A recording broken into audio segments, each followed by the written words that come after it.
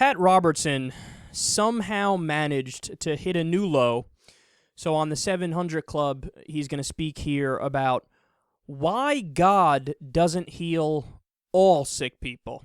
Hannah writes, my husband and I have been praying for a healing miracle for his body for over 4 years. Other people we know have received a healing or a miracle, but every time we pray for his healing, he seems to be getting worse. The doctors don't know what's wrong, and every time we go, we get a different diagnosis. So my question is this: does God choose only certain people to heal? And if not, why hasn't my husband received his healing yet? Catherine Coleman had a great ministry of healing, and she said one day she's going to find out that answer from God as to why some people aren't healed. Look, there's so much stuff that goes on in people's minds. You know, if you don't have faith, you don't get healed. If there's sin in your life, you don't get healed. If there's so many things, if you're not doing it properly, you're not speaking the word, you know, but it's not God picking some people to get healed and some not. He wants everybody to be healed, and he's given us the power, and he said, speak the word. I recommend you read the gospel very carefully and see what Jesus did, and then try to follow the way he did it. But again, search your heart. Is there a lack of forgiveness? And there's some people, you know, they enjoy their sickness. I know this is terrible to say, but that is their excuse not to compete. Oh, no, you didn't. Oh, no, you didn't, you sick, loathsome old man. So people who aren't healing themselves and aren't cured by the snap of a finger, it's just because, well, some people, they love their sickness. Yeah, man, you nailed it. I know a lot of people who are like, thank God I have Parkinson's. It's fantastic that my Alzheimer's is acting up today. You know, I really enjoy the colon cancer that I realized I had a month and a half ago. This is wonderful! Yeah, Pat, you nailed it, man. The reason why people aren't healing themselves with their own mind, or the reason why God isn't intervening, is because he's looking down going, yeah, that person is enjoying their tuberculosis, so no healing from me. Whew. This guy has a TV show.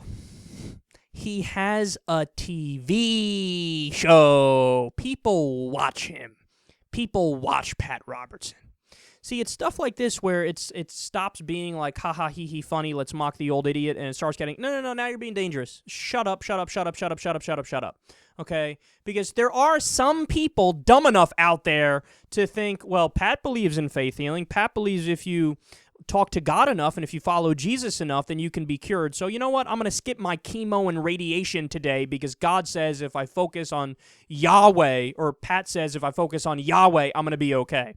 No, now it's dangerous. Now you're crossing a line. Now you need to shut the fuck up, you old idiot. Okay? You want to have faith in somebody? Have faith in Dr. Anderson. Have faith in Dr. Ginsburg, okay?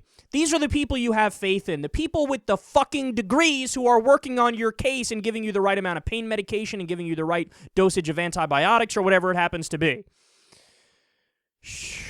Now, there's also just, that's chock full of contradictions. So he said, well, you know, the problem is if you don't have faith, you don't get healed. Well, isn't that wonderful? So that's a convenient way to say all Muslims can and should die, all Buddhists, all Hindus can and should die, you know, Mormons, Scientologists, fuck off, who cares about you? Atheists, agnostics, oh, forget it, you're dead quicker, get the fuck out of here, you don't have faith, you die. Well, then, you're supposed to be a good guy, right? You're supposed to believe in the message of Jesus, so wouldn't that upset you, Pat? Don't you want all these people to survive? So wouldn't you actually expect God to step in and save them, right? Or no. Or is your God an asshole? Is your God a cunt who says, I want them to die if they don't believe the right thing? And you worship that God? Well, you must be an asshole too. He also says, well, if you sin, then you don't get healed. Everybody sins. Everybody sins. So I guess you're fine with everybody being damned as a result and suffering horrendous diseases and problems. And then he immediately contradicts himself and he says, well, God heals everyone. God's not picking and choosing, even though I just gave you a criteria of how he picks and chooses. If you don't have faith, you don't get healed. If you sin, you don't get healed. If you don't speak the word, you don't get healed. He goes from that, segues to, well, God heals everyone. He's not picking and choosing. But you just told me he was picking and choosing. No, see, this is the kind of irrational, unethical, over-the-top, stupid rhetoric that really gets people in trouble. Pat, time to phone it in, son. Okay, your voodoo garbage nonsense belongs in the year 1647, with leeches being on people's skin to purify the blood and doing rain dances around bonfires. That's the kind of garbage you're talking. This isn't for the age of empiricism and reason and science.